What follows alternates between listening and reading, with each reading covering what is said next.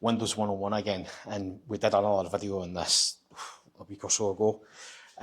Trickle vents.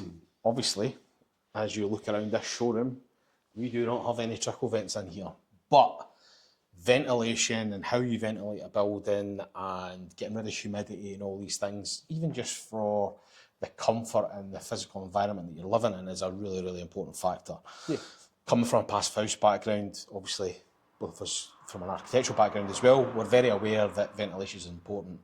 What, if you were advising someone, how do you navigate around the issue of trickle vents or no trickle vents?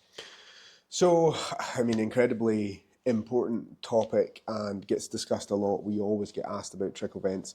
And I think, first and foremost, important to kind of say that it is very much like a project by project scenario, like not one kind of piece of advice or whatever is relevant to every project. So if it's a retrofit project and you are replacing windows that have trickle vents, if you're not going to do any other ventilation type work or install ventilation methods, then I would say the safest thing to do is to replace it like for like and put trickle vents in, because the building has a certain level of ventilation which is there already, and you want to make sure that it maintains that. In a new build, I would advise against it on the basis that you want to try and make that building as airtight as possible to maximise the heating system that you're using in the house, or just any solar gains and things like that.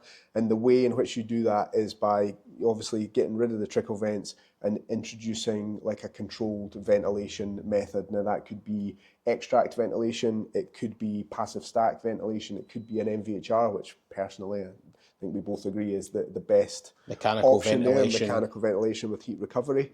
But it could be some other type of controlled ventilation, and ultimately that's the key, controlling the ventilation levels so you can get rid of trickle vents and the issues that they bring to the project.